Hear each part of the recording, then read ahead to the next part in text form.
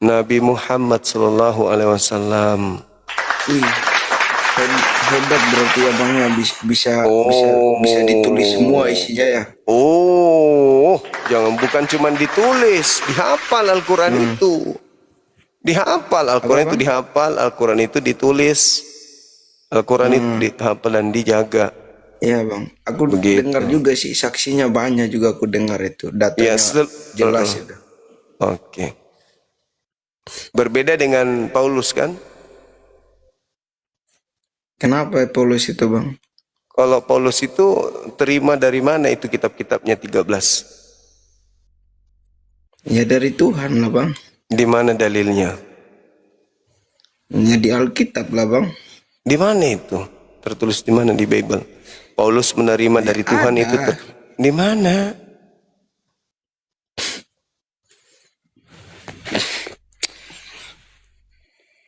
Di mana bang di Bible itu tertulis kalau Paulus menerima dari Tuhan itu di mana tertulis lah? Buka masker lah bang. Aku aja buka masker, gak pakai masker ini bang.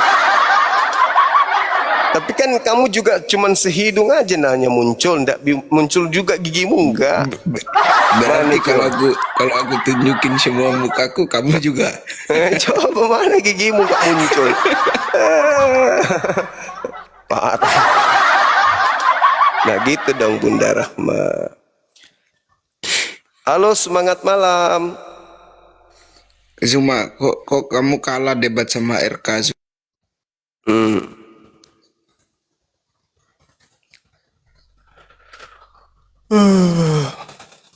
Ngantuk. Nggak ada orang tua tadi itu. Siapa namanya itu orang tua tadi itu? Siapa namanya tadi orang tua itu? Lucu juga sih. Cuman kita bertanya, kita membahas tentang Nabi Isa, dia larinya ke Nabi Muhammad kan gitu.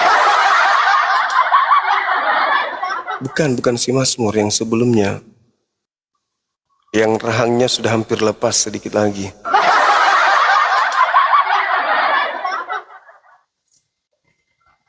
Lupa saya namanya.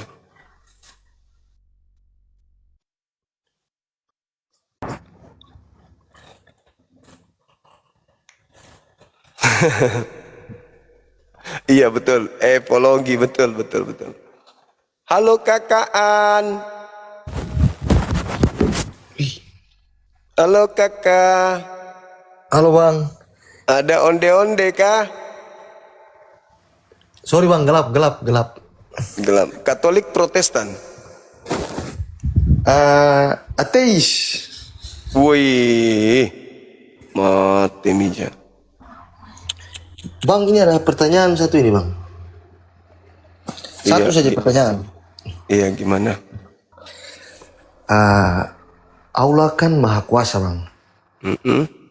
Dia sudah tahu dia akan menciptakan segala sesuatu dan konsekuensinya pokoknya apa yang terjadi di kemudian dia pastikan sudah tahu bang. Iya. Terus? Berarti kalau dia sudah tahu, terus kalau Allah menciptakan segala sesuatunya, terus dia tahu ada yang masuk di surga, ada yang masuk neraka. Berarti ini seakan-akan kayak cuman skenario saja begitu bang. Maksudnya?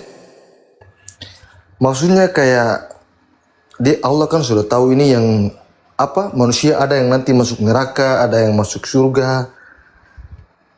Nah, terus, Ya, terus? kenapa harus dia ciptakan lagi? Itu berarti seakan-akan cuma kayak skenario begitu. Kenapa bisa kayak gitu? Kenapa bisa begitu bang? Iya kan Allah kan sudah tahu. Terus? Terus kenapa harus diciptakan lagi? Loh, maksudnya gimana? Maksudnya gimana itu bang? Maksudnya begini bang, saya ulang ya bang. Allah kan maha pengasih, maha penyayang, ya kan? Iya. Dia sudah tahu nanti di kemudiannya nanti manusia ini ada yang masuk neraka, ada juga yang masuk surga nanti. Iya, terus? Nah, terus dia sudah tahu, pokoknya semuanya dia sudah tahu lah. Iya. Lantas hikmah dari penciptaan itu apa bang? Itu maksudnya. Jadi pertanyaannya apa? Ya itu pertanyaannya, hikmahnya apa? Loh, saya belum mendengar pertanyaan. Pertanyaannya hikmah dari penciptaannya manusia itu apa, Bang? Maksudnya pertanyaan yang hikmah bagaimana? Bagaimana saya mau jelaskan ya, Bang? Nah, coba. Allah ini kan sudah tahu nanti ke depannya nanti, maksudnya semuanya Allah sudah tahu ke depannya nanti manusia ada yang masuk surga, ada juga yang masuk neraka. Nah, terus? Nah, terus kenapa harus diciptakan lagi? Sedangkan itu kan seakan-akan kayak cuman skenario begitu, Bang. Siapa yang diciptakan? Manusia itu. Untuk?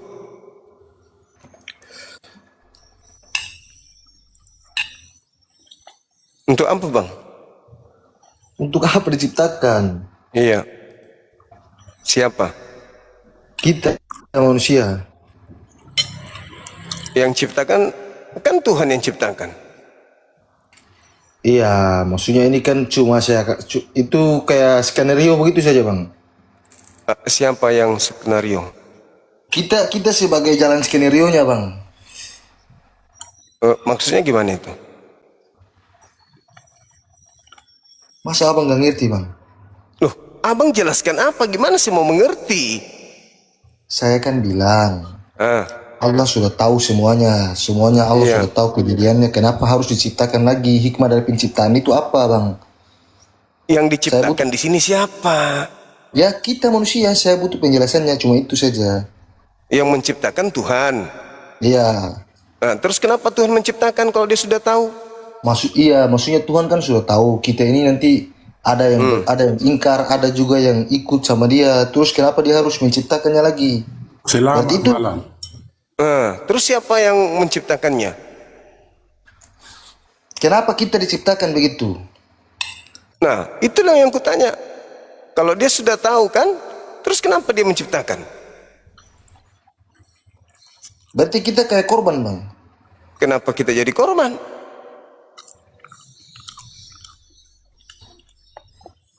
Iya kan kita kan cuma menjalani hidup kan, Bang. Kita Iya, menjalani terus? kan. Terus? Nah, terus Allah kan sudah tahu kita nanti ada nanti yang sesat, ada juga yang tidak ikut sama ajarannya. Allah tahu itu. Kenapa Allah harus menciptakan kita begitu? Nah, terus untuk apa kita diciptakan? Ya saya kan tanya, Bang. Oh, abang tanya ke saya. Iya. Oh, bilang dari tadi. Gue pikir abang ini mau menjelaskan. Makanya gue, mana penjelasannya? Terus apa pertanyaannya? Silakan. Pertanyaannya, Abang nyimak lah, Abang nyimak. Iya. Pertanyaannya, Nah, Allah kan sudah tahu iya. kita manusia ini nanti ada yang berbuat ingkar, ya kan? Iya. Nah, terus hikmah dari penciptaan kita ini apa? Kita Iya, kita manusia. yang ciptakan. Iya, kan Allah kan sudah menciptakan kita ini. Oh. Nah, dia kan sudah tahu kita nanti ada yang ingkar. Kenapa harus diciptakan lagi? Terus pertanyaannya apa? Kenapa muter-muter Bang pertanyaannya itu? Yang mana? Aku belum dengar pertanyaan. Gimana? Kita diciptakan oleh Tuhan. Hikmahnya Iya. kita diciptakan. Terus Begini, Bang. skenario-nya. Begini, Bang. Gimana? Ibaratnya begini. Ah, Tuh nggak usah pakai ibarat lah. Allah kan sudah tahu ini kan dia menciptakan manusia ini, dia sudah tahu nih. betul. Terus di kemudian hari Allah juga tahu manusia ada nanti yang akan ingkar sama dia. Oke. Oh, saya sudah nangkap. Udah nangkap. Nah, Ya. terus Sudah nangkap. Pokoknya saya sudah tangkap. Dengarkan baik-baik. Oke? ya, Nah, seorang sutradara yang membuat film, dia sudah tahu endingnya, betul? betul. Kalau begitu nggak usah diputar di bioskop, ya. Kan udah ditahu endingnya sama sutradara kan? Ngapain diputar lagi filmnya? Simpan aja di lemari. Benar nggak? Iya, berarti kita seakan-akan nanti kalau kita Bunda Rahma, saya belum menjelaskan diturunkan. Jadi, aduh, bagaimana saya menjelaskan? Sudah ada orangnya. Saya cuma memancing emosinya supaya narasi saya nanti masuk. Ternyata dibabat juga sama Bunda Rahma. Bunda Rahma yang emosi kayaknya. Jadi Allah Subhanahu wa taala sudah tahu ending dari setiap kehidupan manusia. Kita belum menjalani, Allah sudah tahu ini neraka, ini di surga. Pertanyaannya tadi, kenapa Tuhan biarkan, kalau perlu tidak usah diciptakan? Bukan begitu. Dia masuk neraka bukan karena ditetapkan ke neraka. Dia masuk surga bukan karena ditetapkan masuk neraka. Tapi Al-Quran mengatakan, farikan hada, wa farikan haqqa alaihimud dalalah. Sebagian manusia, sekelompok manusia sudah pantaslah mereka mendapat petunjuk. Dan sebagian lagi sudah pantas sesat. Siapa mereka yang pantas mendapat petunjuk, pantas masuk surga? Mereka yang menggunakan akal. Siapa yang tidak pantas masuk surga, yaitu yang sesat, yang tidak menggunakan akal. Kenapa bisa demikian? Wa qulil haqqu mir rabbikum. Kebenaran itu sudah dikasihkan. Ini loh yang benar itu, Yesus itu cuma utusan, jangan kau tuhankan. Yang benar itu cukup kau imani dia sebagai rasul yang datang kepada Bani Israel. Kalau kau imani dia sebagai rasul, kau akan hidup kekal. Tapi kalau kau imani dia sebagai Tuhan, kau akan mati kekal. Ada enggak petunjuknya? Ada. Di mana itu? Di Bible. Al-Quran mengatakan, wa qulil haqqu mir rabbikum faman syaa'a falyu'min wa man syaa'a falyakfur. Kan jelas tuh. Jadi tidak ada yang disembunyikan oleh Allah, kecuali Allah menetapkan si A neraka, si B surga. Tapi Allah menyembunyikan aturan mainnya, membiarkan kita hidup ala kadarnya. Tapi kan tidak. Tuhan menurunkan kemudian ketetapan-ketetapan. Pada zamannya Nabi Musa Torah, pada zamannya Nabi Isa Injil, pada zamannya Nabi Muhammad Al-Quran. Siapa yang mengikuti petunjuk-petunjuk itu, surga. Dan surganya seseorang sudah diketahui oleh Allah terlebih dahulu. Kenapa? Karena bagi Allah tidak ada detik, menit, ruang waktu. Nggak ada. Begitu juga siapa yang masuk neraka, Allah sudah tahu. Nah, setelah ditelisik, siapa yang masuk surga? Oh, ternyata dalam hidupnya mereka menjalankan aturan main. Setelah ditelisik siapa yang masuk neraka? Oh, ternyata ketika dia hidupnya, dia menyembah anak orang. Maka dikatakan, pantaslah mereka mendapat petunjuk. Dan pantas juga mereka menjadi sesat. Itu pilihan. Karena mereka tidak menggunakan akal sehat. Bukan berarti Allah menciptakan manusia, oh ini si Fulan, kau sudah kutetapkan ya, kau kutetapkan, pokoknya kutetapkan kau masuk neraka. Oh, nggak bisa begitu. Tuhan tidak begitu. Tapi Tuhan tahu, ini si Bokir mati neraka, ini Bom-Bom neraka, ini Edis neraka. Allah sudah tahu. Kenapa bisa? Ya karena bagi Tuhan tidak ada waktu. Tidak sama seperti makhluk. Begitu saudaraku. Mudah-mudahan bisa dipahami dengan sesederhana itu ya. Silakan. Ada lagi? Saudara Liza, halo selamat malam. Malam Bang. Oke. Dari mana Bang? Katolik, Protestan? Inilah Bang mau dicari ini. Bisa Abang syahadatkan saya Bang? Hah? Kita diskusi dulu Bang, dari mana, agama mana sebelumnya? Aku nggak tahu soal agama Bang. Aku Jadi, mau syahadat Bang. Gimana? Apa alasannya mau syahadat? Biar mendapat hidayah Bang. Hidayah itu didapatkan dengan cara belajar Bang. Belajar dulu, jangan asal Oh masuk. bukan. Karena di Islam itu berat. Tidak seperti di agama lain. Oh nggak boleh kayak Abang Bang Arum itu ya, nggak boleh Abang. Arom dengan saya berdebat dulu. Setelah dia kalah debat, Oh baru berdebat dia dulu ya. baru dia katakan dirinya mengalah, menyerah. Tahu-taunya dia bukan pendeta, ngaku-ngaku pendeta gitu loh. Oh Mau ngaku pendeta juga? Mau? Abang mau ngaku pendeta juga? enggak, mau mualaf Bang. Kalau mau mualaf itu harus berakal sehat dulu. Arom itu kan tadinya Islam, kemudian dia murtad gara-gara pacaran sama orang Kristen, sudah berapa kali masuk gereja, sudah pindah agama, sudah mengakui Yesus Tuhan. Nah, sebelum dia dibaptis, dia tonton saya berdebat, dia penasaran apakah dia sudah Sudah benar dengan milih murtad atau gimana? Berdebatlah kami. Oh, Setelah datang dia mengaku pendeta lulusan S2, gajinya 16 juta kata dia gitu per bulan. Setelah berdebat, iya banggalah kita kan kita mengalahkan pendeta kan gitu. Rupa-rupanya bukan pendeta, cuman murtadin biasa. Setelah diselidiki bukan pendeta ternyata. jadi kapan bisa aku dimalapkan, Bang? Yesus bagi Anda itu apa? Gak tahu aku, Bang. Begitulah kalau muridnya Paulus bicara. Tidak ada yang tidak dusta dari mulutnya, bahkan pantatnya pun berdusta. Pengikut Paulus begitu. 1 Filipi 18. Boleh berdusta dalam segala hal.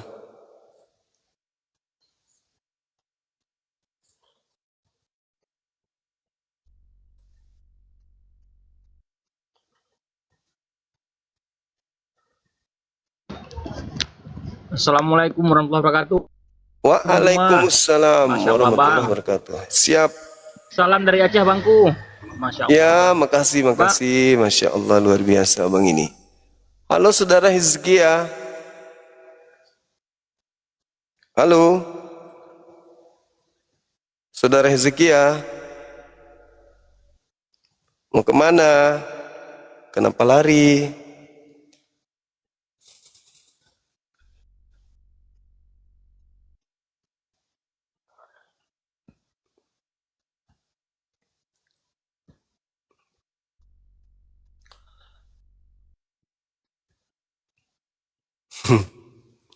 Tiang listrik. Halo, selamat malam. Halo.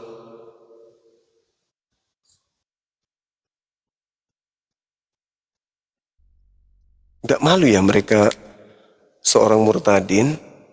Murtadin itu kan Kristen tuh. Datang ke kita ngaku pendeta, harusnya mereka malu, tapi mereka malah bangga gitu. Saya nggak habis pikir orang-orang ini. Assalamualaikum warahmatullahi wabarakatuh. Waalaikumsalam warahmatullahi wabarakatuh. Dari mana Bang? Aku mohon bagi-bagi penonton yang ada di bawah, kalau kita memang Muslim, nggak usah dulu kita minta naik-naik. Ini kan Betul itu Bang. Udah turun Abang ini. Udah turun Abang, belum selesai. Maksudnya Abang tadi itu saya teruskan, yang Muslim nggak usah minta naik. Halo Bang. Halo juga. Aduh, kenapa saya diturunkan tadi Bang? Dari mana ini? Yang mana? Makasih. Tadi. Yasmin. Yang mana? Yang mana Kak? Jadi gitu Bang. Saya belum puas tadi pertanyaannya tadi Bang. Ya coba apa pertanyaannya? Yang tadi saya tanyakan tadi tuh Bang. Yang mana? Atau mau saya ulangi lagi? Boleh. Iya, oke lah. Sekarang kita manusia kan ada tadi yang saya baca typingnya ada yang bilang hidup itu kan pilihan Bang. Jadi yang membuat apa? Tadi kan Abang juga jelaskan juga. Jadi yang tetapkan masuk neraka itu kan bukan Tuhan tapi saya sendiri Bang. Betul. Ya kan Bang? Benar. Ya. Jadi kita kembali lagi Bang. Iya, oke, taruhlah saya berbuat ingkar terus saya masuk neraka Bang. Tapi sebelum itu kan Tuhan sudah tahu saya akan begitu Bang. Saya akan berbuat ingkar itu pasti kan Tuhan sudah tahu saya akan berbuat ingkar Bang. Iya. Ya. Terus kenapa harus diciptakan lagi Bang? Sedangkan Tuhan sudah tahu bahwa saya akan ingkar. Ada nggak yang bisa mengatur Tuhan? Ya itu memang nggak ada. Tapi berarti kita ini korban dong Bang. Kita korban. Jadi gini abangku, Allah di dalam Al-Quran menjelaskan la yus'al amma yaf'al. Allah itu tidak ditanya apa yang Allah kerjakan, tetapi kita lah wahum yus'alun, kita lah yang ditanya. Kita ini untuk sekedar diskusi dengan Allah sebelum kita dicipta, ya Rabb, ciptakan aku jadi seorang laki-laki ya, atau seorang perempuan lahir dari seorang rahim, itu enggak ada hak. Kita seketika itu Allah ciptakan kita, udah selesai. Tugas kita tunduk.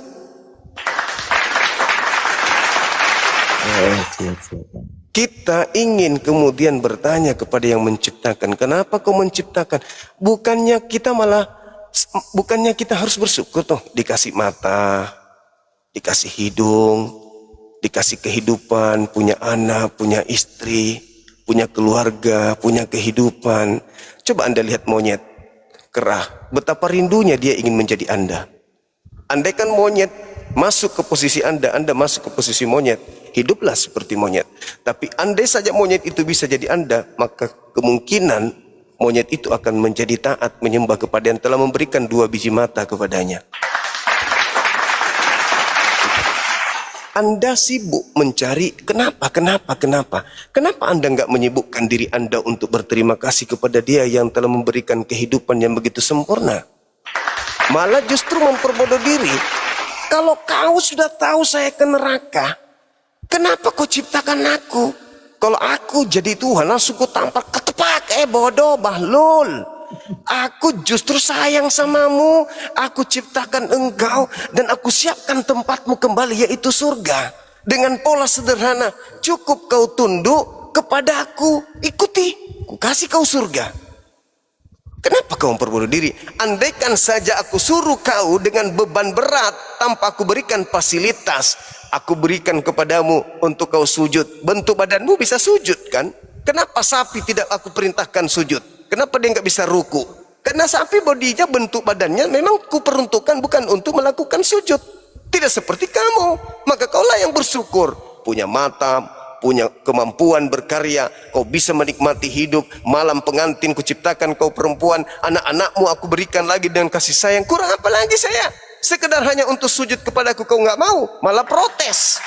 Aku tidak semena-mena memasukkanmu ke neraka, enggak. Aku kasih kau akal, aku kasih kau kesempatan untuk mencari aku, temukan aku. Habis itu sembah aku, sederhana kan?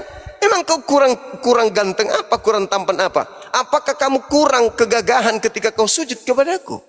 Masa matamu yang 2 itu sekedar aku hanya minta kau sujud kau tidak mau? Ya sudahlah, aku cabutlah 1. Aku cabutlah 1 itu kalau gitu. Oh jangan Tuhan, ya sudah kau tunduk ikut berserah diri kepadaku. Aku siapkan surga. Mau nggak? Nggak mau Tuhan. Terus apa mau? Hilangkan aku. Itu mau, aku nggak mau. Aku hilangkan kau nanti, tapi tunggu aja di neraka. Aku yang berkuasa, aku Tuhan, bukan kau yang Tuhan. Aku cuma minta kau kok sujud padaku susah kali. Sementara kau melawan sakit gigi aja kau tak sanggup. Melawan rasa ngantukmu aja kau tak sanggup. Bahkan menahan mu saja kau nggak bisa. Terus kau melawan aku, tuyul. Kau mau melawan aku, cuman ciptaan yang hina yang kubuat dari tetes air sperma mau melawan aku. Oh, tunggu kau ya, tunggu kau. Nah itulah makanya Tuhan itu tetap penyayang. Bukan karena Tuhannya Kristen itu tidak benar maka dia dibuat miskin, orang Kristen dibuat sakit, orang Hindu dibuat lumpuh dan seterusnya. Lalu yang benar Tuhannya itulah yang sehat, yang kaya, bukan.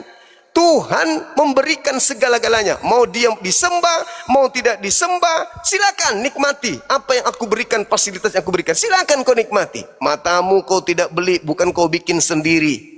Tanganmu bukan kau beli, bukan kau bikin sendiri. Aku yang kasih, tapi kau tidak pernah ingat sama aku. Malah kau sibuk. Kenapa Tuhan itu? Kenapa Tuhan itu? Kau siapa rupanya? Kau yang berkuasa atau aku sebenarnya? Kaulah jadi Tuhan kalau kau bisa. Borok-borok jadi Tuhan, kau melawan rasa, kau melawan ngantukmu aja kau tak sanggup mau jadi Tuhan kau. Jadi apa yang harus aku perlu? Tunduklah, berserah diri, lembutkan hatimu. Sujudlah kepada aku sayang kamu kok. Aku siapkan surga, aku berikan segala apa yang kau butuhkan. Fasilitas yang ada, aku berikan samamu. Kan aku tidak membebanimu. Bahkan aku mengatakan apa? Wa qulil haqqu mir rabbikum. Kebenaran itu semuanya telah kutorehkan melalui kitabku, melalui nabiku. Barang siapa yang mau beriman, silakan beriman. Barang siapa yang mau kafir, silakan kafir. Toh di bumi tidak ada aturan, wahai orang-orang kafir, janganlah engkau makan babi. Enggak kok. Wahai orang-orang munafik, enggak kok saya kasih aturan, enggak. Wahai orang-orang munafik, dirikanlah salat, bayar zakat, enggak. Orang-orang kafir mah bebas, aku tidak ada aturan sama mereka. Tapi yang tunduk kepada aturanku disebut beriman. Mereka lah yang berhak mendapatkan surgaku. Tapi kalau kau mau hidup ala binatang, la ikraha fiddin, tak ada paksaan, silakan aja kau hidup. Fa'alhamaha fujuraha wa taqwaha. Karena aku tahu hambaku yang bernama manusia, ada yang kemudian berpotensi menjadi jahat, ada juga yang berpotensi menjadi takwa, takut kepada aku. Nah sekarang Anda posisinya di mana?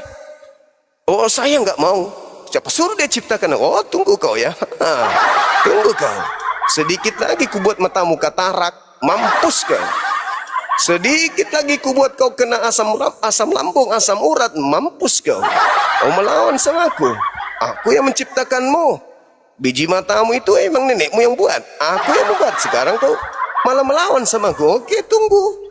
Kita saksikan nanti siapa yang hebat, kau atau aku. Ah, gitulah.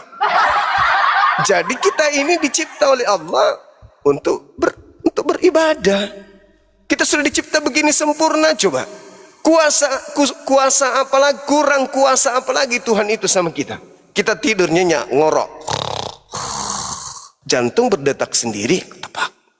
Darah mengalir sendiri, ginjal bekerja sendiri, hati bekerja sendiri, paru-paru memompa sendiri. Bukan kita yang memproduksi, bukan kita yang mengatur itu jantung, bukan kita yang menjaga paru-paru. Siapa? Yang pemiliknya. Bukan kita yang menahan kemudian laju gigi bertumbuh. Coba, kalau Tuhan pencipta langit dan bumi tidak menjaga gigi ini supaya nggak bertumbuh, bagaimana panjangnya gigi sekarang? Bagaimana saya mau ngomong? Gigiku udah sampai di lantai. Siapa yang menjaganya? Aku sendiri. Enggak, ini kuku semakin panjang. Nutrisi masuk, gigi tidak memanjang, cuman kuku. Bayangkan kalau gigi memanjang, bulu mata memanjang, gimana mau berkedip? Tiap hari harus gunting bulu mata. Paru-paru kita ini, lidah tidak tumbuh seperti tumbuhnya kuku. Bagaimana kalau lidah kemudian tumbuh seperti rambut? Nah, diam-diam kita cakap, diam-diam. Pas begitu bersin, lidah menjalar 1 meter ke depan. Kayak mana itu? Siapa yang menjaga pertumbuhannya supaya tidak bertumbuh seperti rambut lidah itu? Kita. Bukan. Kita cuma modal pakai doang. Tuhan yang kasih itu semua.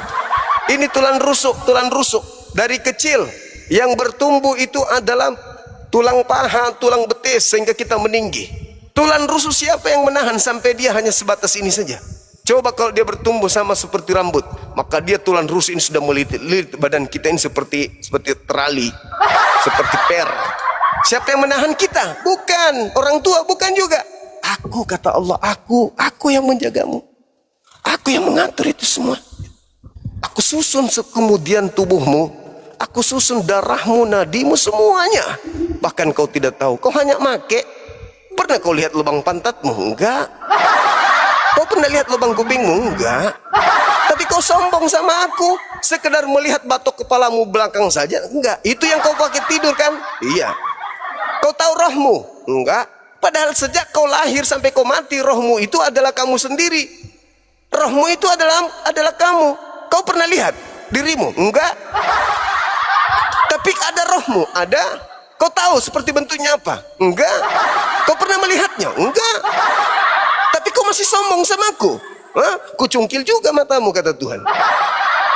Rohmu yang dimana kau pergi, dia menyertaimu. Bahkan kau mencari aku, bertanya-tanya tentang aku, menyesali tentang aku ciptakan kau juga pakai rohmu. Tapi kau nggak tahu roh itu yang mana. Kau perlihatkan begini, itu tanganmu. Kau perlihatkan begini, itu kakimu. Begini, itu kepalamu. Begini, itu matamu. Itu hidungmu. Terus kamu yang mana? Kau sudah tahu dirimu yang mana? Nggak tahu. Terus kenapa kau membangkang sama aku? Orang-orang lain bisa sujud kok. 5 kali sehari orang sanggup kok. Masa kau tidak bisa? Oh, daripada kau hidup sempurna tapi tidak sujud padaku, mending aku buatkan kau bisul di lubang pantatmu sebesar kelapa. Tunggu kau, kubuatkan. Gampang itu. Gampang. Kubuat benjolan di jantungmu. Gencil sekali. Kubuat telingamu kemudian bengkak. Di dalamnya ada tumbuh benda seperti kemiri mengeras. Tunggu aja. Kau jagoan di depanku. Nah, itulah kata Tuhan. Jadi kata Al-Quran, la yus'al. Manusia itu tidak punya hak bertanya, kenapa Allah, kenapa Allah, kenapa? Enggak ada hak lo. Akulah yang punya hak untuk bertanya samamu. Kau gunakan apa semua kenikmatan yang aku telah berikan kepadamu? Usiamu kau pakai untuk apa? Otakmu itu kusimpan di dekat matamu, dekat hidungmu, kau pakai apa? Malah kau pakai sombong. Oh, tunggu kau. Sekuat apapun kau mencerca aku, mengutuk aku giring detik, menit, jam, hari, minggu, bulan, tahun, sampai kau innalillahi wa inna ilaihi rajiun. Kau ketemu dengan malaikatku di alam, di bawah tanah, baru kau tahu diri. Oh Tuhan, kembalikan aku ke bumi. Aku akan sujud. Terlambat kau, dongok, terlambat. Dulu kau ketemu Bang Suma, ketemu apologet Islam, ketemu dengan para ulama. Kemana telingamu kau simpan? Kemana kupingmu kau taruh? Kemana hatimu? Sekarang kau nggak bisa. Kau di situ menunggu sampai kau masuk dalam neraka. Itu bang, makanya kita kasih akal supaya kita itu berkesinambungan dengan Tuhan kita. Karena ada dua yang dititipkan Tuhan kepada kita manusia untuk kita connect dengan Tuhan. Apa itu? Pertama adalah akal, kedua adalah ruh. Dua serpihan cahaya inilah yang Tuhan titipkan kepada diri kita. Kalau kita mengenal dua ini, maka kita akan sampai kepada Tuhan. Begitu Pak Eko. Kok kamu lagi di pohon? Mana sih bang? Oke bang. Orang lagi serius kok lagi panjat dia. Gimana lagi? Oke bang, terima kasih bang. Oke. Cukup? Cukup, itu yang saya tanyakan. Oke, thank you, terima kasih banyak. Utang saya sudah terbayar, oke? Besok naik lagi bang, sini bang. Insya syahadat. Masya Allah. Oke bang. Oke, sip, makasih. Oke, saudara-saudaraku non muslim, silakan naik. Aku masih kuat di sini, silakan. Paulus Wilkan unggul. Oke, saudara Paulus, kaukah itu Rasul? Terdengar suara. Semangat malam. Selamat malam. Ya, dari mana bang? Dari tadi. Dari tadi? Dari Jogja, iya. Oh. Dari Jogja. Oh, dari Jogja. Silakan.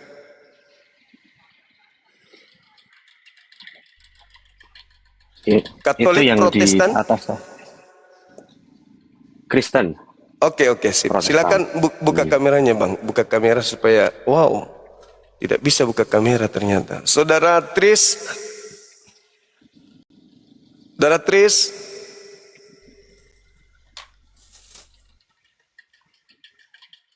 Ya, gimana bang?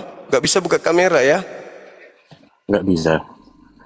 Yang Gimana? apa? Tulisan Maryam 31 vs Galatia 3:13 itu maksudnya gimana tuh bang? Yang di atasnya abang. Iya. Maryam 31. Maryam 31 itu menjelaskan waja'alani mubarakan ainama kuntu. Jadi di dalam Al-Quran Nabi Isa itu diajarkan oleh Nabi Muhammad dengan ajaran yang memuliakan Nabi Isa. Maksudnya Nabi Isa itu diberkati Tuhan dimanapun beliau berada.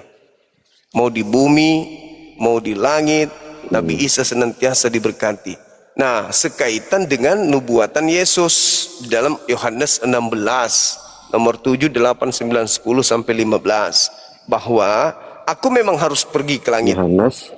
Yohanes 16 nomor 7 sampai nomor 15. Setelah aku terangkat akan datang roh kebenaran, di mana roh kebenaran itu akan memuliakan aku. Nah, di Islamlah tempatnya Nabi Isa atau Yesus dalam pandangan Kristen itu dimuliakan. Sedangkan kalau di Kristen, Yesus tidak dimuliakan, ditampar, diseret, diludahin, ya, ditonjok mukanya, di depan umum lagi diperbuat seperti itu. Pakaiannya dibagi-bagikan, tinggal sempak aja, lalu digantung, habis itu ditombak, lalu dibunuh dan dikutuk pula tuh di situ. Betapa hinanya beliau. Berarti roh kebenaran itu bekerja di kami di Islam, tidak bekerja di Kristen. Karena ketika roh kebenaran itu datang, dia memuliakan aku. Nah, tempat dimuliakan hanya ada di Quran. Kalau di Bible, Yesus itu malah dihinakan, dikutuklah, ditamparlah, diserel, ditoncok. Itu penghinaan terhadap Yesus. Nah, maka muncul pertanyaan, siapa yang mengajarkan Paulus kalau Yesus itu mati dengan jalan kutuk? Begitu abangku. Tak bisa buka kamera beliau ini teman-teman. Belum cukup ininya, gimana dong? Saya kembalikan ke moderator. Silakan saudara. Baik, yang saya tahu sebagai seorang Kristen itu ketika kita menjadi apa ya, katakanlah sosok Yesus atau sosok yang bisa, kalau dalam teman-teman Muslim itu menyampaikan ketika menyampaikan suatu kebenaran, bahkan Isa sendiri atau Yesus sendiri di Injil itu kan disampaikan bahwa aku pun datang ke tempatku atau di tempat tinggalku pun aku ditolak gitu. Jadi memang ketika ada sesuatu yang benar dan orang-orang itu melihat bahwa kebenaran itu ternyata sikap hidup kita itu ternyata tidak sesuai dengan apa yang disampaikan oleh Yesus pada saat itu, makanya mereka menolak. Karena kan pada saat itu, terutama kalau di Galatia 3 ayat 13 itu kan disampaikan bahwa Kristus itu kan menggantikan kita sebagai istilahnya korban, sebagai korban terhadap hukum Musa atau hukum Taurat itu, dimana kalau hukum Musa atau hukum Taurat tidak dilakukan secara penuh, itu kan dianggap berdosa dan hukumannya adalah hukuman mati atau diasingkan kayak gitu. Makanya ketika Yesus itu berusaha menunjukkan bahwa aku datang dari Allah, aku datang dari Bapa, dan ketika orang-orang menolak, maka ketika dia tidak bisa secara terang-terangan, Yesus bilang bahwa aku adalah Tuhan, karena ketika dia bilang aku adalah Tuhan, Tuhan yang ada di benak mereka itu adalah Bapa atau Elohim. Nah, makanya Yesus tahu bahwa dia bukan Elohim, dia bukan Bapa, tapi dia menyampaikan hal-hal bahwa aku itu sama seperti Bapa, bahwa aku ada sebelum Abraham, aku ada seperti itu. Makanya ketika para ahli Taurat dan orang Farisi tahu, oh ini semacam penghinaan nih, orang ini sudah menghina karena dia menyamakan dirinya dia dengan Allah atau dengan Elohim atau Yehova atau Adonai, itu dia mau dihukum atau saat itu mungkin awalnya kayak mau dirajam, tapi pada akhirnya Yesus itu sampai pada dia harus disalib begitu. Nah, sebenarnya salib ini mungkin sebagai suatu tanda yang hina, tapi dengan salib ini, meskipun itu adalah tanda kehinaan, bahwa salib itu kan biasanya digunakan untuk menghukum orang-orang yang berdosa, tapi dengan cara ini itu bisa menebus kita semua yang tidak bisa, istilahnya tidak bisa menjaga hidup kita supaya tetap baik, supaya tetap mengikuti ajaran Tuhan, supaya kita itu diselamatkan. Seperti itu yang saya ketahui. Iya, terus dari mana Paulus mendapatkan pengetahuan kalau Yesus yang mulia ini itu mati dengan jalan kutuk untuk menebus dosa-dosa orang-orang di luar Yahudi, Katolik, Protestan, Indonesia? Itu gimana? Paulus dapat ilmu dari mana itu? Yesus yang kami percaya pasti. Iya, Yesus Ya, kalau dikatakan mati. yang kami percaya itu di kaitannya dengan Galatia 3 ayat 13 itu, yang pasti Paulus itu ada, kalau untuk tahunnya saya lupa sekitaran tahun berapa, tapi di antara sekitar 40 sampai 50 Masehi. Jadi kurang lebih ya sekitar 10 kurang 5 atau 10 tahunan sejak Yesus wafat. Jadi dia mengenal para rasulnya, dia mengenal orang-orang yang pada saat itu melihat sendiri kesaksian bahwa ada orang bernama Yesus, dia memberitakan kerajaan surga dan dia wafat, disalib, dia bangkit dan dia naik ke surga. Jadi pertama dia tahu secara relasinya dengan orang-orang para rasul dan juga murid-muridnya para rasul, dan juga dia juga diilhami oleh Roh Kudus sendiri semenjak dia ketika dalam perjalanan itu, ketika sebelum namanya jadi Paulus ya, saat masih Saulus, dia diubah sama Tuhan dengan cahaya itu, dan dia akhirnya jadi mati-matian untuk mengajarkan Injil itu. Ya, dari mana ilmunya sehingga dia mengajarkan Yesus mati dengan jalan kutuk, Bang? Sedangkan Tuhan itu tidak akan mengutuk orang benar. Yang dikutuk itu orang yang bersalah gitu. Paulus kok bisa dapat ilmu seperti itu dari mana ilmunya?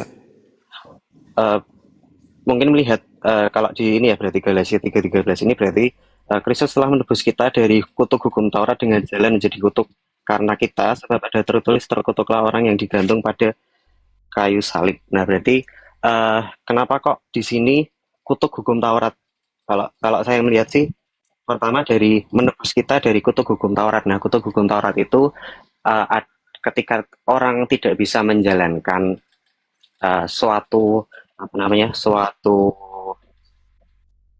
ajaran yang ada di hukum Taurat itu secara penuh, dia akan dihukum, bisa dirajam, dihukum mati, atau diasingkan. Nah, kenapa kok dianggapnya itu mati menjadi kutuk ya? Karena dia itu harus melalui jalan penyaliban. Kan di apa ya, kalau bisa dibilang di orang-orang pada zaman itu, orang akan tahu ketika orang disalib itu dia pasti bersalah.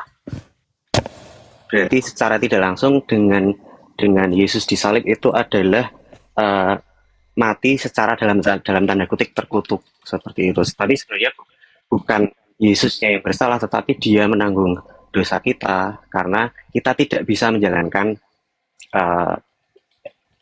itu hukum Taurat atau hukum Musa pada saat itu. Karena memang tidak ada orang yang sempurna, tidak punya dosa yang bisa menahan semua itu.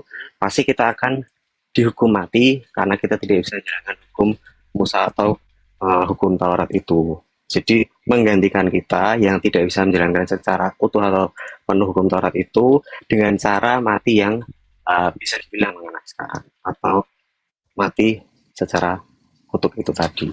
Kalau itu sih menurut aku sendiri ya Bang. Ini Paulus pasti diilhami oleh Roh Kudus untuk menulis kata per kata, ayat per ayat itu. Roh kebenaran jadi itu kan, abangku, menurut Yesus roh kebenaran itu datang memuliakan, bukan datang menghinakan. Berarti yang datang kepada Paulus ini bukan roh kebenaran, tapi roh jahat. Bukan, maksudnya yang kalau misalnya dalam konteks yang akan datang setelahku adalah roh kebenaran, maka kalau dikaitkan dengan itu berarti roh ini mengungkapkan secara benar kepada Paulus bahwa matinya Yesus itu dengan mati secara terkutuk. Jadi bukan mengutuki Yesus karena kenapa sih kok dia mati di kayu salib, bukan, tapi ya memang itu faktanya atau faktualnya bahwa ya Yesus itu matinya secara terkutuk karena wafat disalib, bukan misalnya wafat mungkin pada saat itu jatuh dari jurang lah atau gimana, enggak, maksud saya kalau itu yang aku Roh Kudus kalau datang, roh kebenaran kalau datang memuliakan aku. Kenapa ada orang yang disalib dikira Yesus dan dikatakan dia mati dengan jalan kutuk untuk menebus dosa-dosa orang yang jahat? Ini roh kebenarannya kok kerjanya kok kayak gitu nih. Roh kebenaran itu mengajarkan tentang Yesus yang baik, di mana Yesus itu baik, kan gitu Bang. Yohanes 16 nomor 7 sampai nomor 15, roh kebenaran itu datang untuk mengajarkan orang-orang memuliakan Yesus, bukan menghinakan Yesus. Berarti yang datang kepada Paulus ini bukan roh kebenaran. Roh apa yang suka membenci Yesus, yang ingin membunuh Yesus, yang ingin menghujat Yesus, itu roh mana? Itu kan iblis. Nah, sedangkan kalau Anda memaksakan penyaliban itu sebagai keselamatan, Anda mengatakan bahwa di dalam Torah siapa yang melanggar Torah itu akan dikutuk. Betul. Tapi yang melanggar Torah aja yang kemudian yang dikutuk. Bukan orang yang tidak melanggar Taurat. Kristen mana ada melanggar Taurat? Kristen itu bukan penganut Taurat. Jadi Kristen mau makan babi, mau makan anjing, mau ibadah Sabtu, Minggu, Rabu, Kamis, Senin, Selasa, enggak ada aturan Tuhan yang datang kepada Kristen. Kenapa Kristen bikin Tapi aturan? apa tadi? Bang, yang apa? Tadi Abang bilang, tapi roh kebenaran itu akan apa? Di dalam Yohanes 16, Roh kebenaran. di situ dikatakan, apabila roh kebenaran itu datang, maka dia akan memuliakan aku. Itu di Berarti yang datang kepada Paulus ini bukan roh kebenaran. Kenapa? Karena roh yang datang kepada Paulus menghantarkan orang-orang percaya Yesus mati dengan jalan kutuk. Sedangkan pencipta langit dan bumi dalam hal ini Tuhannya Yahudi tidak ada menebus dosa atau menerima persembahan dari makhluknya, utamanya Bani Israel, dengan persembahan darah manusia. Tuhan Elohim enggak mau. Dia maunya darah binatang saja, bukan darah manusia. Bahkan Tuhan akan mengutuk dan melenyapkan orang-orang yang mempersembahkan darah manusia. Itu nggak boleh. Nah, Paulus kemudian kedatangan roh. Roh apa yang datang kepada Paulus ini ngaku Yesus? Dengan mengatakan Yesus mati dengan jalan kutuk karena dosa kita. Masa dosa-dosa pelaku maksiat ditanggung sama orang benar? Tuhan mengatakan aku tidak akan membenarkan orang yang berdosa. Tidak akan. Orang berdosa kalau mau dibenarkan dia harus bertobat. Begitu Bang. Abang sudah paham dari sana? Udah? Abang sudah paham apa yang saya jelaskan? Saya tadi nggak dengar apa yang dia.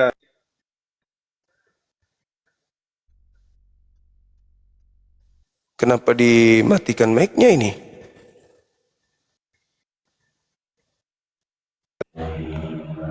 Abang sudah dengar apa yang saya katakan barusan? Tadi saya nggak fokus bang. Tadi dia mutar-mutar bang. Bukan saya yang tanya tadi bang.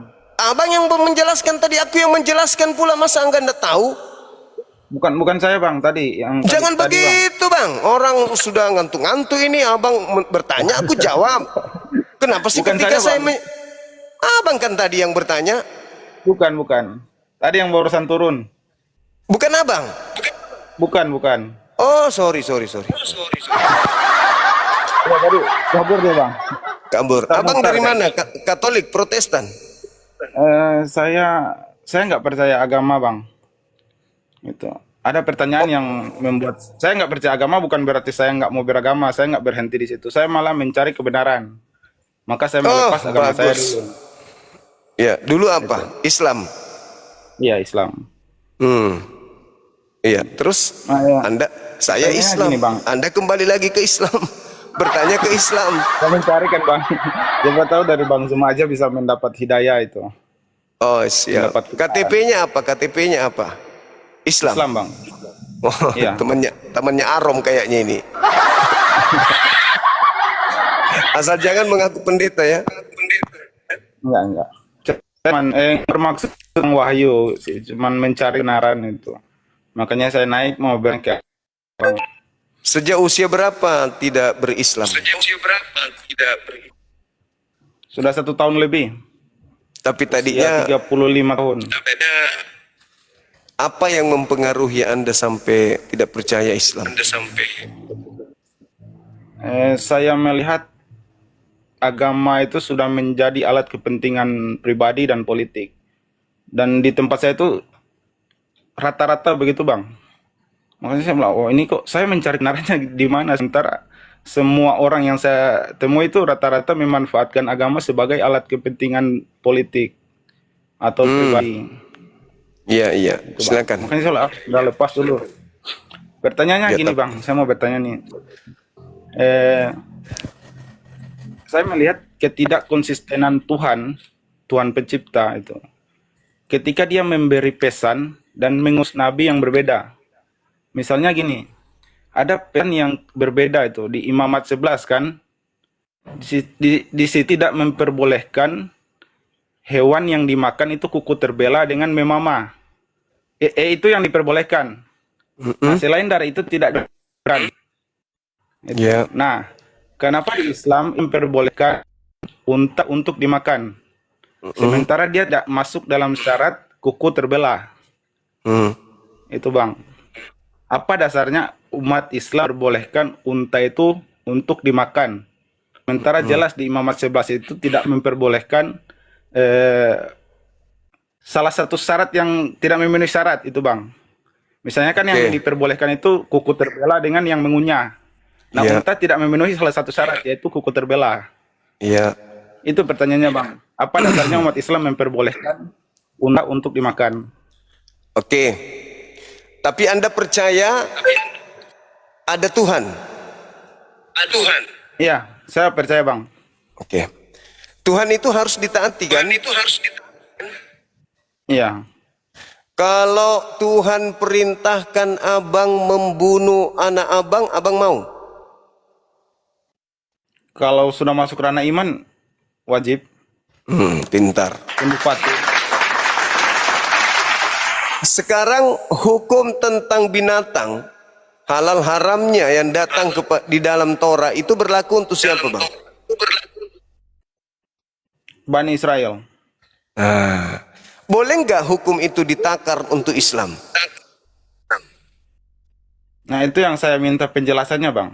Nah, jadi Tuhan memberikan aturan kepada Bani Israel untuk Bani Israel. Lalu kemudian Tuhan memberikan aturan kepada Nabi Muhammad untuk seluruh umat manusia. Berbeda dengan aturan yang datang kepada Bani Israel. Memang itu berlaku hanya untuk kaum Bani Israel. Dan untuk sampai ketika datangnya Nabi Muhammad.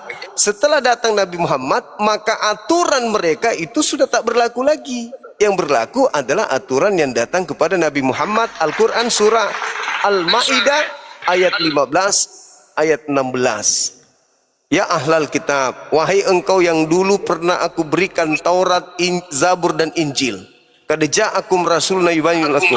Telah datang kepada kalian rasulku Nabi Muhammad untuk mengajarkan segala sesuatunya, menjelaskan apa yang kalian sembunyikan. Nabi Muhammad datang kepada kalian untuk mengajarkan segala sesuatunya. Artinya dia, Allah mengutus Nabi Muhammad untuk seluruh umat manusia. Maka aturan Taurat itu tidak dipakai lagi. Aturan Injil itu tak dipakai lagi. Orang-orang Yahudi wajib hukumnya ikut aturan baginda Rasulullah Muhammad sallallahu alaihi wasallam. Kata Nabi Muhammad dalam Al-Quran sesuai dengan firman Allah, ya ayuhan nas inni rasulullahi ilaikum jami'a. Wahai seluruh manusia, aku ini adalah utusan Tuhanmu untuk kalian seluruhnya. Kalau Nabi Musa, seruannya hanya untuk Nabi Musa, untuk kaumnya. Ya Bani Israel, ya Bani Israel, ya Bani Israel. Hai anak-anak Yakub, hai anak-anak Bani Israel. Begitu juga Nabi Isa, ya Bani Israel, ya Bani Israel. Begitu Nabi Muhammad, ya ayyuhan nas. Berarti Bani Israel diseru. Semua keturunan Adam diseru. Bil bayyinati waz zubur wa anzalna ilaika dzikr litubayyana linnas ma nuzila ilaihim wa la'allahum yatafakkarun. Nabi Muhammad aku utus dengan Al-Qur'an agar Nabi Muhammad menjelaskan Al-Qur'an itu kepada seluruh manusia agar manusia mengetahui apa yang harus mereka lakukan. Kaitannya dengan dia sebagai hamba dan aku sebagai Tuhannya.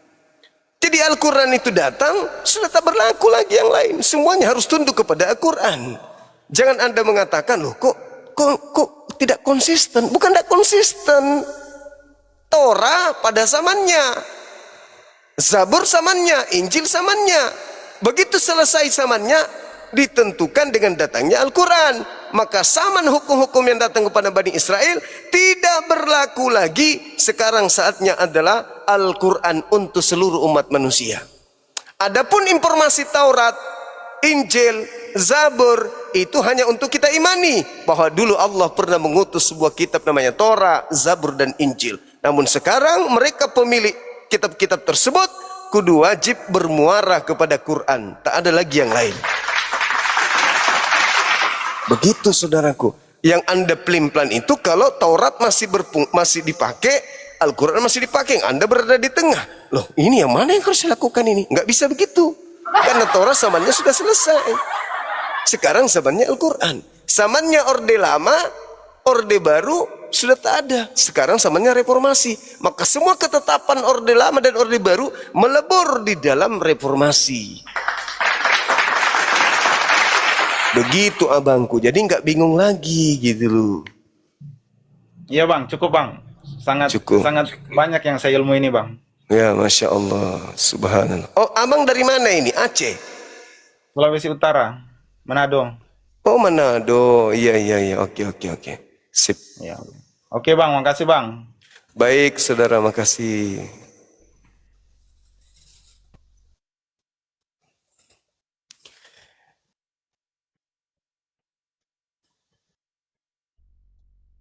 Silakan saudara-saudara. Ini pembunuh Tuhan ini. Ini pembunuh Tuhannya orang Kristen ini. Kita interogasi dulu dia.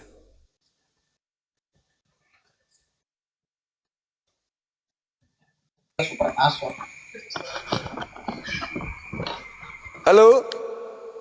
Halo, Assalamualaikum warahmatullahi wabarakatuh. Maaf, Gurunda mengganggu. Saya turun dulu. Waalaikumsalam. Inilah tentara yang paling hebat di bumi ini, tentara Romawi. Tuhan dibunuh. Ya, maaf. Saya adalah tentara Romawi dari berbagai negara Romawi. Masya Allah. Nama akunnya bagus. Sangat menyakitkan. Nama akunnya tentara Romawi. Tapi wajah saudara kita itu wajah orang baik-baik, bukan wajah sangar. Enggak mungkin muka-muka kayak gitu dia bisa mengeksekusi Tuhan.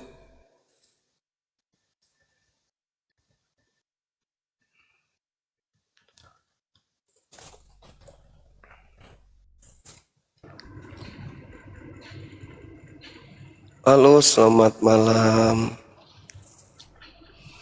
Halo, Bang.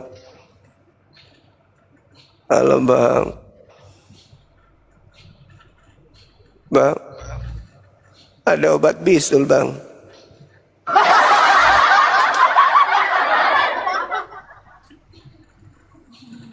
Hei!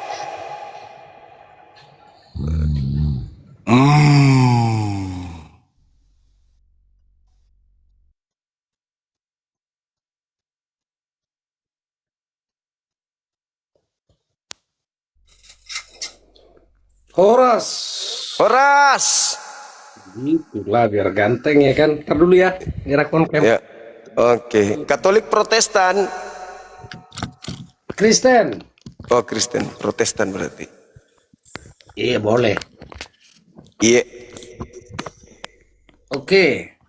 Apa topik kita? Itu topiknya, Bang. Maryam ayat 31 dengan Galatia. Aku buru-buru biar aku baca dulu ya. Ya, silakan.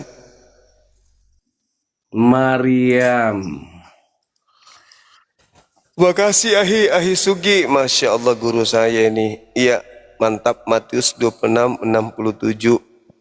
Yesus diludahin. Oke, thank you. Begitu. Iya. Ya. Di belakang layar guru saya banyak ngajarin saya Bible. Abang Kristen? Saya Muslim, Abang. Saya Muslim. Wah, sembari aku cari ya. Ya. Maksudku, motivasinya buat topik ini apa nih, Bang?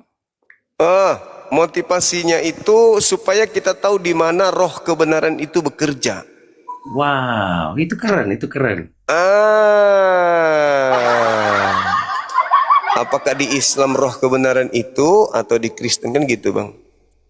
Karena Yesus berpesan kalau roh kebenaran itu datang, dia akan memuliakan aku. Gitu. Kalau roh kebenaran itu datang, dia akan memuliakan aku. Iya. Keren itu. Iya. Abang orang suku Batak, abangku. Iya, Batak lah, bosku. Horas. Tapi kok mukanya kayak orang Bugis? Itulah kalau sudah konsumsi di generasi sekarang sudah enak-enak semua, wajah itu pun ganteng-ganteng semua. Iya.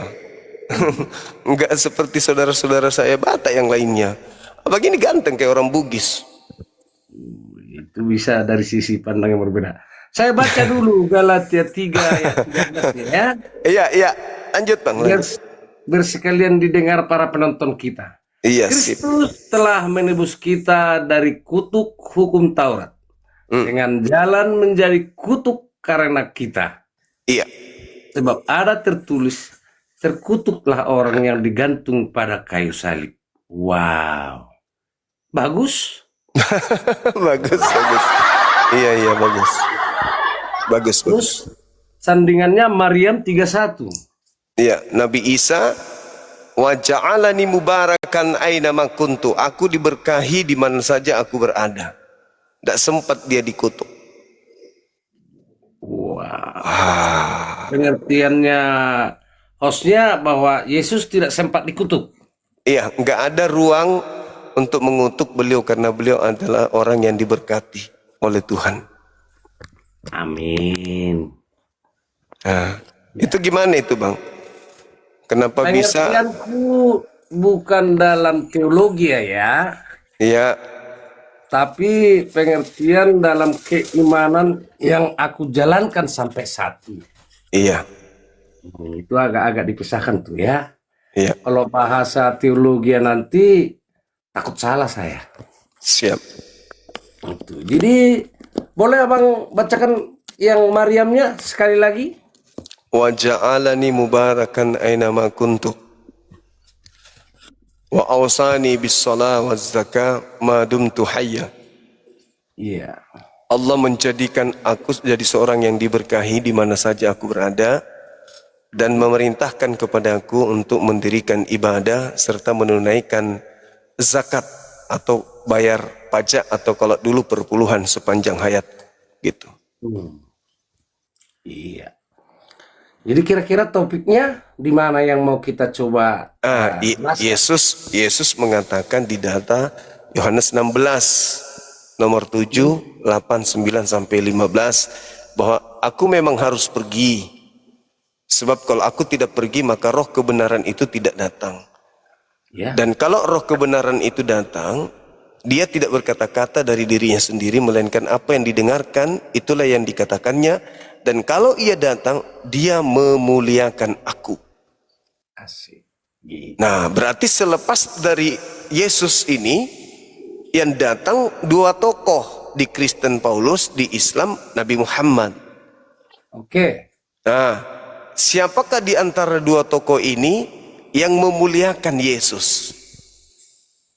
Oh, pasti Yohanes kalau versi kita Kristen. Paulusnya maksudku, Bang, yang mengatakan terkutuk. Yohanes Paulus itu artinya Yohanes Paulus. Yohanes Paulus, oke. Nah, sekarang dari mana kemudian roh kebenaran kok bisa harusnya memuliakan Yesus, kok malah mengajarkan Yesus mati dengan jalan kutuk menanggung dosa-dosa dunia? Oh, di situ yang abang cari tahu ya. Iya. Kan kalau Tuhan itu mau mengampuni dosa orang Yahudi kan pakai binatang. Domba, kambing, sapi, lembu, bukannya manusia. Dan satu lagi. Iya. Aku potong dulu. Tuhan itu kalau menebus dosa itu pakai binatang, artinya persembahan kan gitu. Persembahan, iya. Betul. Iya. Itu dia kalau pemahamannya itu saya makanya saya potong, mohon maaf. Di zamannya perjanjian lama itu di Kristen. Ya, Sebelum betul. kehadiran Yesus ke muka bumi gitu. Ah. Mm-mm. Nah, siapalah yang menjadikan kemudian Yesus menjadi penggantinya sebagai tumbal? Dalam keimanan itu yang Iya, aku miliki, saya kan tadi jelas ya, tidak iya, bahasa teologi ya, buat iya. kawan-kawan yang nonton dari bawah ya. Tetapi di dalam pemahaman yang kuserap itu adalah Yesus datang ke bumi untuk menebus. Hmm, Berarti sebelum dia datang sudah dibuatkan suatu tugas. itu Jadi kata Pak. siapalah yang menobatkan Yesus? Kan di situ tadi pertanyaannya kan. Iya, Siapalah yang menobatkannya? Ya pasti Tuhan dari segalanya kan begitu. tapi tidak ada Tuhan menubuatkan orang benar mati, Bang, untuk nebus dosa-dosa yang lain. Di situ poinnya ya kawan-kawan ya. Eh, Cari tahu suatu topik atau tulisan, adakah Tuhan mengirimkan, menjanjikan? Kira-kira poinnya di situ yang mau dicari tahu hostnya ya. Iya, Itu dia guys. Mohon bantu saya, kira-kira ada yang paham kan? Naik ke atas yuk, kasih tahu hostnya. Karena orang yang mencari tahu itu tidak salah. iya, iya, betul, Orang yang betul, mencari betul. tahu tidak salah. Menjadi Betul, debat betul. itu lumrah karena kita masing-masing punya logika. Betul, Ya, betul. tapi logika yang membangun, jangan yang jadi Betul. semacam apa, nggak bagus itu. Iya. Iya, betul. Menjadi tugas bagi saya untuk kita semua Iya, mengangkat di mana tertulis itu untuk kita sampaikan kepada publik, ya, kepada siapapun yang mencari tahu. Kira-kira begitu, betul, Pak betul. Host. Betul, Iya. betul. Tepuk tangan dulu buat abang saya ini. Itulah ketika orang Batak berdebat, keren dia. Iya.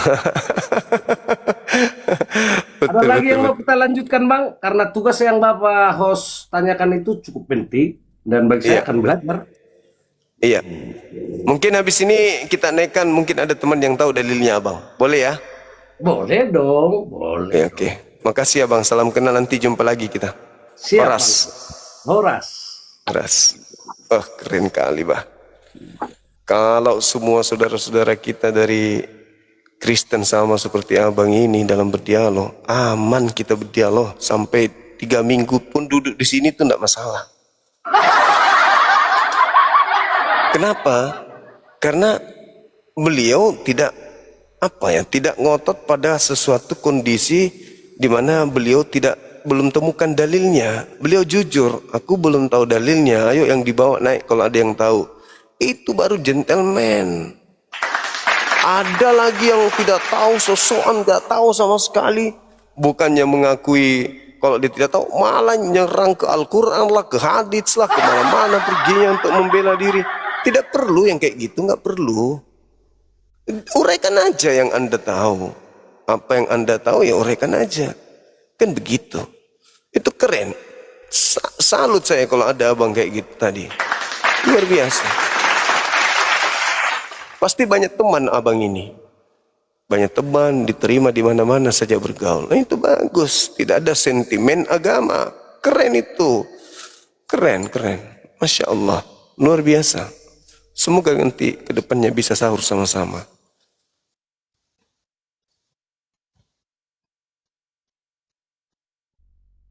Mati minyak ada di Matius 26. Matius 26 sudah mau naik dia ini. Yesus diludahi katanya.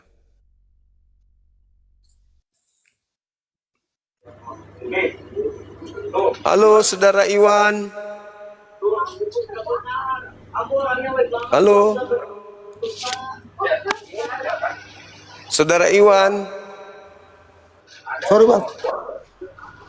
Iya, kenapa Ki?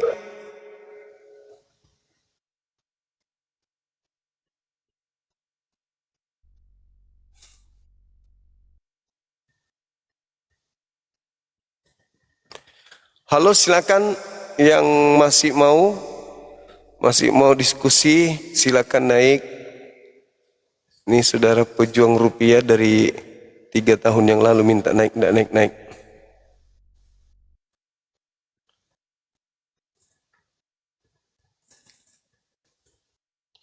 Aku sih berharap Ibu Eni naik lagi. Ibu Eni yang dari Toraja yang pirang rambutnya itu. Lucu kurasa dia. Halo, semangat malam. Waalaikumsalam. Sehat selalu Bang Zuma. Sehat Bang, sehat. Alhamdulillah, makasih.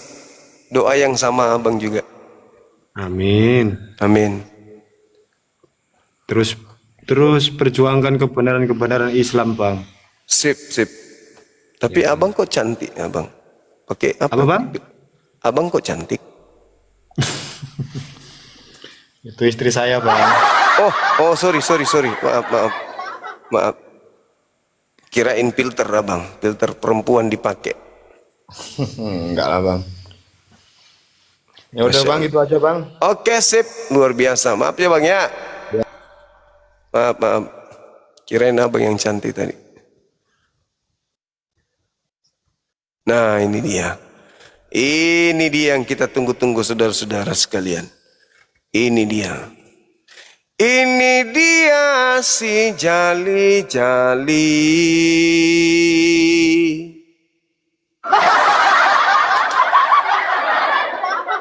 Kok nggak tampil di sini? Nah, halo semangat malam. Halo Bang. Ini dia yang kita tunggu-tunggu. Halo. Halo Bang. Mantap sekali. Halo. Katolik Protestan Bang. Halo. Saya Muslim Bang. Mantap sekali, luar biasa emang.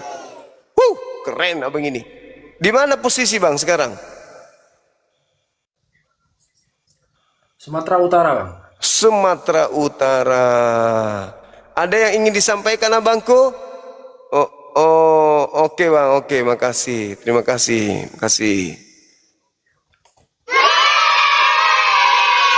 Salah kawan-kawan, maksud saya yang ini yang kita tunggu, yang ini. Salah tadi. Halo, selamat malam. Malam, Bang. Ais, mantap. Masih Katolik Abang ini? Kok tahu, Bang Zuma? Oh iya, dari baunya. Kecium di sini Bang. Kok asumsi gitu, Bang Zuma? Bukan asumsi, dari sini udah kecium bau menyan. Silakan Abangku, buka kamera. Bang, boleh aku nanya soal topik yang selain ini? Galatia ayat 3. Buka kamera dulu. Iya, bentar. Aku cuma mau nanya soal sekte pertama kekristenan, Bang. Ebionit sama Injil Barnabas itu kayak gimana ya, Bang? Soalnya aku lihat-lihat di FYP itu kayak banyak informasi yang hoaxnya gitu. Aku mau nanya langsung sama Bang Zuma yang pasti tahu aslinya. Injil Injil Barnabas itu ditengarai adalah Injil Yesus yang dituliskan oleh Barnabas. Barnabas ini rekan sekerja dengan Paulus konon ceritanya kan gitu. Tapi Barnabas ini kan kalau dilihat dari literasi Bible atau Injilnya itu banyak mengupas terkait dengan Yesus yang kawin. Terus Barnabas menceritakan akan datangnya Nabi Muhammad dan seterusnya. Makanya ditolak dia. Malah diisukan Injil Barnabas itu muncul nanti di abad ke-16 katanya. Padahal Barnabas kan manusia yang hidup di zaman Yesus. Itu tidak bisa dipungkiri Bang. Artinya sama dengan Filipus. Filipus juga adalah murid yang kemudian diperintahkan oleh Yesus untuk mengajarkan Injil. Gitu. Seperti itu. Nah kalau Barnabas itu kan orang yang hidup di Yerusalem, hidup di zaman Yesus. Jadi kemungkinan ketika dia datang ke Antioquia bersama dengan dengan Paulus. Nah, itu sangat boleh jadi Barnabas ini memang betul-betul muridnya Yesus, dalam arti kata beliau melakukan pelayanan sesuai dengan perintah Yesus. Cuman karena dia bertentangan dengan Paulus, mereka berpisah kan, berpisah kongsi pada saat itu. Begitu abang. Iya, Bang. Bang Zuma boleh nanya sama yang satu lagi? Iya, buka kameranya dong bang. Iya, bentar. Lagi di kamar ini Bang sama adik-adik soalnya. Adik-adik itu maksudnya apa adik-adik?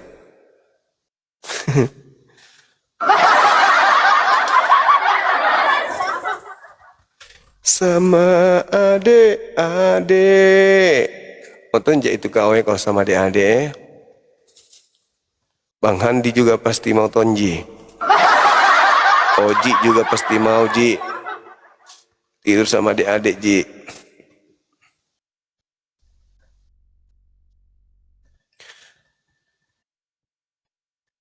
Halo, semangat malam. Ya, kita naikkan 1-2 orang lagi ya teman-teman. Habis itu kita istirahat ya. Nah, ini dia yang kita tunggu-tunggu. Ini dia penjual kain sutra yang ada di Pasar Senen. Halo, selamat malam. Selamat malam Bang Zuma. Malam juga. Apa kabar? Alhamdulillah sehat. Sehat. Gimana kabarnya Bang Zuma? Baik Saya juga. maksudnya maaf ya nggak bisa open cam karena lagi nggak pakai hijab. Oh, Muslim? Iya, alhamdulillah Muslim. Alhamdulillah, masya Allah. Bang Zuma. Siap. Saya boleh bertanya kan sebagai umat Muslim? Boleh. Boleh 2 pertanyaan? 3 juga boleh. Karena ya bertanya-tanya sih, maksudnya gini. Allah itu kan maha tahu. Iya. Betul. Betul. Maha mengetahui semuanya. Siap 86. Jadi kalau misalnya dia tahu, misalnya berarti dia tahu apa yang akan terjadi. Misalnya kalau misalnya dia tahu kita mau masuk neraka atau masuk surga. Ya itu pilihan kita. Nah, untuk apa kita dilahirkan kalau kita masuk neraka? Ya, sebelum masuk ke neraka kan sudah dikasih kuncinya. Betul nggak? Apa itu? Salat, puasa, zakat, bertakwa kepada Allah, taat kepada Allah, taat kepada Rasul. Kan ada di kuncinya. Supaya nggak masuk ke sana kan sudah dikasih kunci. Berarti itu pilihan kita. Iya, kita yang menentukan. Makanya kita kehendak bebas. Nah, berarti Allah tidak tahu dong kita mau masuk neraka atau masuk surga. Karena kan kita dulu yang menjalaninya, tergantung pilihan kita. Nah, Tuhan itu sudah tahu endingnya. Sebelum Anda menjalani hidup Anda, Tuhan sudah tahu endingnya. Ini hambaku di usia sekian, benar-benarlah dia ya. Udah dikasih, jangan kau melakukan ini, masih juga dilakukan. Ya sudah, itu pilihanmu. Aku tidak paksakan, kau yang memilih. Terus Allah ditanya, kira-kira si A ini nanti di mana? Dia di neraka. Loh kok bisa ya Allah? Dia kan tiap hari rajin sholat. Oh ternyata Allah mengatakan tidak. Di penghujung kehidupannya dia murtad. Tidak lama kemudian dia murtad, dia meninggal. Neraka. Oh gitu. Jadi Allah sudah tahu. Ya, ini di bawah banyak yang bilang kok sebenarnya ada yang bertanya ke saya seperti itu, tapi saya nggak tahu mau jawabnya gimana. Saya paham gitu. Iya. Jadi Allah tahu ini sudah di neraka tempatnya. Nanti ditanya tuh. Makanya kan di padang mahsyar itu kan ada pengadilan. Pengadilan Qadir Jalil, pengadilan seadil-adilnya. Nanti ketika kita hidup sudah ditentukan tuh, maksudnya sudah ditahu ini neraka. Kenapa kau masuk neraka? Dikasih lihatlah apa yang kita lakukan di bumi. Ini dosa-dosamu. 1, 2, 3, 4, 5, 6, 7. Gimana? Kamu sudah tahu posisimu waktu di bumi? Iya Tuhan. Nah, kau ke neraka. Sudah. Begitu. Kamu kenapa berzina? Ada aku perintahkan berzina? Tidak. Nah, kau mencuri, ada perintah? Tidak. Aku melarangmu kan? Iya. Kamu lakukan sendiri, ada paksaan? Tidak, saya sendiri yang mau. Ya sudah, neraka bukan? Aku udah sampaikan kan? Iya, neraka. Jadi Allah sudah tahu. Kamu sendiri kan yang mau? Iya. Bukan aku yang menentukan, bukan aku yang mentakdirkan kamu ke neraka. Tapi sebelum kau menjalani hidupmu, aku sudah tahu kau lebih memilih untuk kufur ingkar kepada aku daripada kau beriman kepadaku. Apakah Tuhan zalim? Tidak zalim. Buktinya, aku kasih kau mata, aku kasih kau akal, aku kasih kau hidung. Semua aku kasih samamu. Gratis pun. Ku kasih kau akal, ku janjikan kau tempat yang terindah yaitu surga. Kalau kau tunduk taat mengikuti aturanku. Tapi faktanya kau tak tunduk enggak? Enggak, ya neraka. Coba kau lihat hamba-hambaku yang beriman itu. Siang malam tak henti-henti menyembahku, ibadah kepadaku. Padahal dia enggak kaya-kaya amat. Hidupnya pas-pasan juga. Sakit-sakitan pun, tapi dia tetap kokoh imannya, mempertahankan imannya untuk beribadah kepadaku. Ku ganjar surga. Kamu kenapa enggak? Aku terlena Tuhan, terlalu banyak ini gini-gini. Itu berarti kamu harus mau tidak mau, suka tidak suka, neraka tempatnya. Nah, ada enggak yang bisa mengatur Tuhan? Enggak ada. Enggak ada. Jadi nerakanya kita dan surganya kita yang tentukan. Bukan Allah yang tentukan, kita. Cuman Tuhan menetapkan aturan. Neraka diisi oleh orang-orang yang tidak menggunakan hati, yang tidak menggunakan mata, tidak menggunakan kuping. Neraka tempatnya. Nah, siapa mereka yang masuk neraka? Mereka itulah yang tidak menggunakan akalnya. Gitu. Jadi bukan Tuhan yang menentukan takdirnya. Kau kuciptakan untuk mengisi neraka. Kau kuciptakan untuk masuk surga. Tidak kayak gitu. Walaqad zara'na li jahannam katsiran minal jinni wal ins. Sungguh neraka itu akan dipenuhi oleh manusia. Kenapa bisa? Ya karena ketika dia hidup, hatinya dia enggak gunakan untuk melihat kebesaranku. Matanya dia enggak gunakan untuk melihat kebesaranku. Lisannya, kupingnya, telinganya dia enggak pakai untuk mendengarkan apa yang menjadi aturanku. Maka pantaslah mereka masuk ke dalam neraka. Karena mereka seperti binatang. Dikasih perintah, dikasih aturan. Mendengar, memang mendengar. Tapi hanya sekedar suara. Dia tidak menjalankan, dia tidak memaknai apa yang ada di dalamnya. Mereka seperti hewan ternak, bahkan lebih rendah dari binatang ternak. Gitu. Maka kau ke neraka. Karena kau manusia tapi hidupmu kayak binatang. Begitu. Jadi bukan Allah yang menetapkan kita surga atau neraka. Kitalah yang menetapkan itu.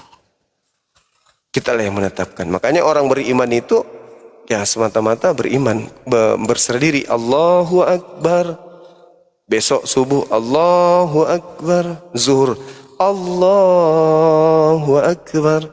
Asar Allahu Akbar.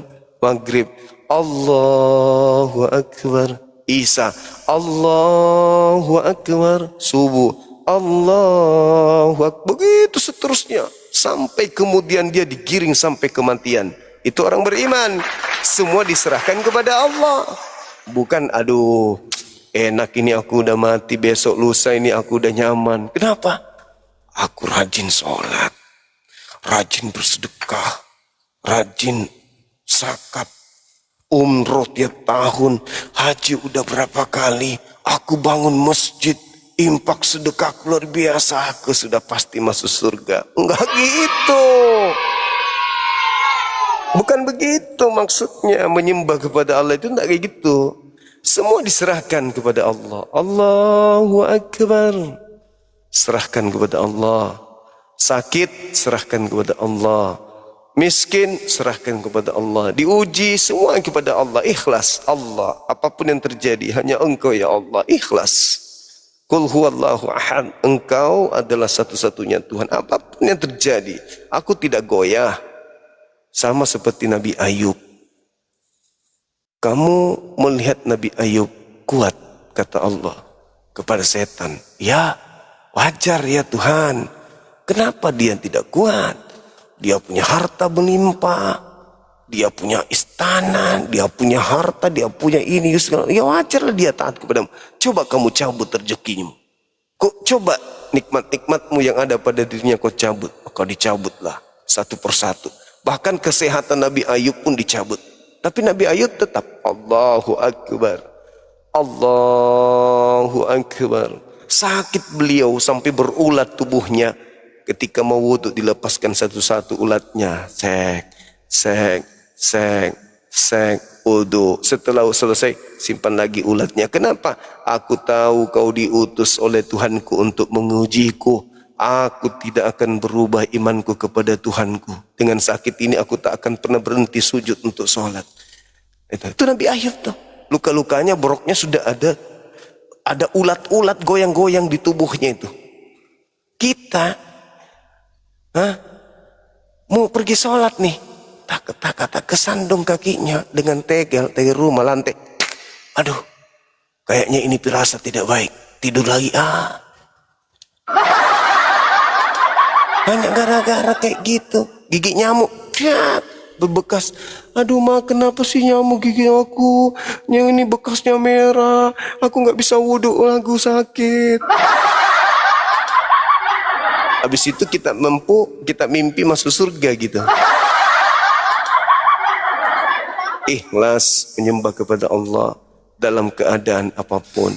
Suka duka, lagi dalam keadaan sakit atau tidak. Ikhlas.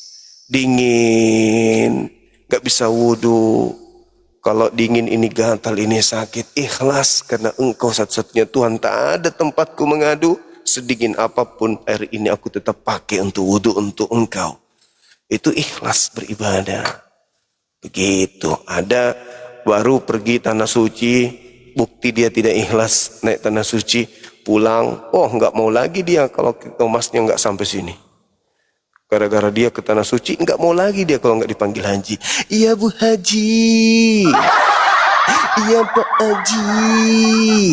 Berarti dia nggak ikhlas. Kenapa ibadah-ibadah lain itu nggak dipakai embel-embelnya? Yang pergi ke masjid sholat Jumat, digelarilah dia, Pak Jumat. Yang sudah sholat maghrib, Bu maghrib. Yang sudah puasa 30 hari, Bu puasa. Bu puasa. Ibu zakat. Kenapa harus ada embel-embel hajinya? Karena di situ kalau dengar ada hajinya, ini orang kaya nih. Ini orang kaya nih. Ini pasti banyak harta nih. Karena dia sudah haji. Itu yang mau dipamer. Enggak ikhlas. Kenapa kalau ke masjid sholat Jumat enggak dipakai juga ini? Pak, yang terhormat, Bapak yang kami muliakan, Bapak Jumat Detrandes ini. Kenapa enggak dikasih label Jumat? Karena enggak ada, tidak butuh biaya besar, tidak perlu mengorbankan biaya besar untuk ke masjid. Maka enggak dipakai titel Jumatnya. Tapi kalau haji, haji berarti emasnya sudah numpuk-numpuk tuh sampai diketek sini. Sampai tutup kepala aja emas. Makanya harus pakai titel haji. Supaya titel haji itu kan identik dengan, ada kayak gitu. Ada juga yang tidak. Memang untuk supaya apa? Kalau aku dipanggil haji, itu introspeksi diriku supaya aku tidak melakukan maksiat. Bukan karena ria. Itu si oknum kayak saya. Haji Zuma, saya mau bermaksiat, tiba-tiba aja anak-anak lewat. Iya Pak Haji Zuma, nggak jadi lagi aku bermaksiat, aku kan haji. Begitu maksudnya. Jadi oknum, nggak semuanya haji itu identik dengan ria, enggak. Panggil ustadz itu untuk mengerem kita, jangan bermaksiat. Ustadz Zuma, waduh malu ini kalau aku berdusta, aku kan ustadz. Gitu maksudnya. Kalau tidak dipanggil haji, sudah ibadah haji, kan tidak berefek, masih bisa nyuri sapi. Tapi kalau sudah ada titel haji, curi enggak ya? Malu sama Allah. udah dari tanah suci, nama sudah ada title haji, enggak jadi curi sapi. Itu maksudnya. Jadi masing-masing punya keadaan, tergantung oknumnya gitu teman-teman sekalian. Tapi alhamdulillah di Indonesia ini orang pergi tanah suci itu bukan karena untuk title hajinya itu, tapi memang murni benar-benar mereka mau beribadah. Ada yang sampai nunggu 30 tahun, 40 tahun hanya untuk rindu, kemudian ke tempat Nabi Muhammad, berziarah ke makamnya dan seterusnya. Masya Allah. Titel haji hanya digunakan untuk memberikan sebuah pagar pada diri oknum-oknum muslim-muslimah ini agar mereka tidak bermaksiat, menjaga nama baik mereka sendiri dengan titel itu, bukan karena ria. Saya kira begitu teman-teman sekalian. Terima kasih atas atensinya, perhatiannya, sudah menemani Bang Suma dari tadi sore sampai sekarang dengan sabar hati. Yang di YouTube ribut terus dengan tapingan-tapingannya luar biasa. Bentuk kaki kuku meskipun ada tafsiran yang menyebutkan beberapa hewan berkuku tidak beruang seperti unta, haram berdasarkan keyakinan lain, pandangan Islam berbeda. Betul sekali. Hanya ini malu sama Allah, Allah kan tetap aja melihat, benar sekali. Haji Wadul itu mah, ya. Waalaikumsalam warahmatullahi wabarakatuh. Siap.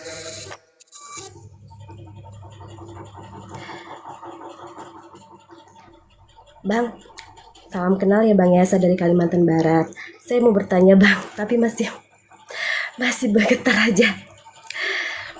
Saya mau bertanya sebagai orang Muslim.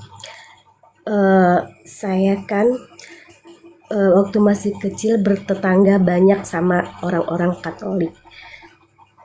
Bentar ya Bang ya, semua tarik nafas dulu. Habis lari. Jadi nggak tahu Bang, takut aja kayak ketemu siapa gitu ya. Wih. Jadi gini Bang. Iya. Jadi gini Bang. Nama saya Haji Suma. Ya salam kenal Bang ya. Iya. Nama saya Dayang Lini dari Kalimantan Barat. Jadi gini Bang. Siap. Waktu saya masih kecil Bang, saya itu banyak berteman bersama orang-orang Katolik. Iya. Ya, begitu. Dan kebetulan juga rumah saya dekat dengan gereja. Jadi pas masih kecil itu mungkin ya kesadaran mungkin nggak sepenuhnya ya Bang ya, kita berteman sama siapa. Dan kebetulan keluarga saya juga agamanya tidak terlalu yang seperti orang yang itulah, Abang paham ya Bang ya. Jadi gini Bang, di pergaulan saya waktu masih kecil, saya nggak tahu itu haram apa halal. Teman-teman megang anjing, saya juga megang anjing. Teman-teman kayaknya saya juga mungkin nggak ngeh sampai sekarang ya, pernah makan yang haram-haram gitu, tapi saya mungkin nggak ngerti ya Bang ya. Iya. Nah, yang jadi pertanyaan saya Bang, Iya. apakah apakah saya harus dimasukin Islam lagi, disahadatkan maksudnya Bang ya, atau cukup pakai air tanah atau apa gitu? Yang banyak yang ngomong mending dimandiin pakai air lumpur atau mending dicuciin tangannya pakai air tanah atau gimana gitu Bang. Jadi saya bingung gitu Bang. Nah jadi saya mau nanya itu Bang, apakah saya harus disahadatkan lagi atau cukup dengan cuci pakai air tanah atau apa gitu Bang? Itu kapan kejadiannya? Udah lama sih Bang, udah lama, saya masih SD. Iya. Belum main film waktu itu belum? Belum main film. Oh belum. Iya Bang. Makanya saya juga bingung Bang, apa harus disahadat. Dan saya juga mungkin dulu nggak ngeh ya Bang ya, mungkin pernah makan yang enggak. Ya namanya anak-anak ya Bang ya. Iya. Ya, dan kebetulan kan dekat gereja Bang. Jadi kalau teman-teman sholat, teman-teman beribadah, saya kadang ikut Bang. Iya. Coba kita baca Al-Quran surah Al-Isra. Kalau nggak salah ayat berapa itu? Ayat 15 kalau nggak salah. Ada yang bisa baca teman-teman? Al-Isra ayat 15. Di bawah ada yang tahu? Ayat 15 dari surah Al-Isra, apa yang Allah katakan di sana? Bahwasanya siapa yang mendapat petunjuk, sesungguhnya ia mendapat petunjuk itu hanya untuk dirinya sendiri. Siapa yang sesat, sesungguhnya dia akan menanggung kesesatan yang menimpa dirinya. Jadi seorang yang berdosa tidak akan memikul dosa orang lain. Kata Allah, aku Tuhan tidak akan menyiksa seseorang hingga kami mengutus seorang rasul. Rasul artinya Islam. Islam artinya setelah sampai kepada orang itu Islam, mereka tahu hukumnya, mereka taat kepada hukum itu, maka memperoleh amal. Tidak taat kepada hukum itu mendapatkan dosa. Permasalahannya Anda nggak tahu.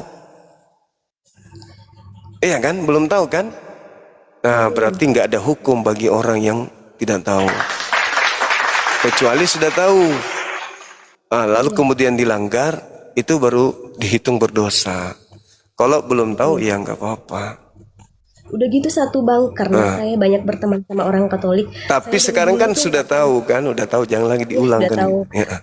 Dan saya jarang itu Bang, puasa sih puasa ya Bang ya, tapi nggak pernah bayar kalau pas lagi datang dapet gitu apa tuh nggak pernah bayar hutang. Kalau puasanya itu gimana Bang? Ya, bayar. Saya nggak, tapi udah lama loh Bang, kan dari pas mulai dapet haid gitu ya Bang ya sampai sekarang mungkin baru dalam setengah tahun ini yang saya bayar. Terus dulunya kan Bang, itu gimana itu Bang? Bayar aja, puasa ini aja solusinya, ambil Senin Kamis saja, nggak apa-apa. Itu banyak Bang. Ya nggak apa-apa, Banyak.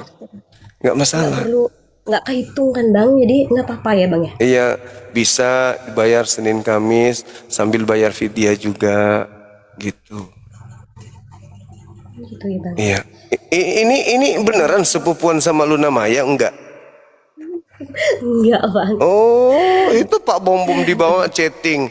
Bang Suma itu sepupunya Luna Maya, kata Pak Bom Bom. Ada deh Pak Bom Bom ini sembarang aja dia ngomongin Pak Bom Bom nih. Susah banget Bang naik ya Bang ya. Kan maksudnya saya ya kalau saya bisa kasih masukan untuk apa tuh yang di bawah ya Bang ya, yang Iya. naikin tuh apa namanya Bang? Kalau bisa sama moderator, saran, iya. Moderator iya, beri kesempatan kepada orang muslim untuk bertanya kepada Bang Juma. Jadi tidak hanya untuk orang Kristen, karena banyak juga yang ingin berbagi ilmu, ibaratnya dapat ilmu dari Bang Juma juga gitu. Iya. Jadi saya susah, tadi mau naiknya susah banget, padahal nggak ada yang permintaan di bawah kan, udah habis kan Bang. Oh iya. Kalau bisa itulah, kalau cuman ngasih masukan. Siap. Oh saya gemeteran ya Bang ya. Mungkin karena dingin kali di sana, dingin. Habis wudhu. Iya. Di Lampung ya? Saya di Kalimantan Barat. Oh, Kalimantan Barat. Iya. Tepatnya di Sekadau. Kebanyakan Dayak Bang kalau di sini. Iya, siap. Pak Bom Bom memang benar-benar lah. Antenanya Pak Bom Bom ini terlalu tinggi. Masa dibilang supuan sama Luna Maya, dadah. Pak Bom. Kebanyakan saya jawabnya gini Bang, bukan saya mirip Luna Maya, tapi Luna Maya aja yang mirip saya. Itu Pak Bom Bom gitu. Teman-teman di follow aku ya, biar akun aku bisa gede kayak Bang Juma. Hai, mantap sekali Mas, seorang generasi. Allah, woi, Oji, kenapa Oji kau dendam kali Oji? Oji, nggak tahu aturan lu ya? Nggak mau lihat orang tua senang lu. Emang lu pikir cuman lu yang laki-laki, Ji? Aku juga laki-laki. Mentang-mentang lu udah nikah lu, enak aja lu. Giliran laki-laki rajin lu naikin sini, Ji. Baru juga dari jam 6 sore sampai sekarang gak ada perempuan. Giliran naik lu turunin. Ji. Benar, nanti namamu di kartu keluarga ku tipex ya. Ku hapus nama kau. Udah nggak pernah naik ada cewek, giliran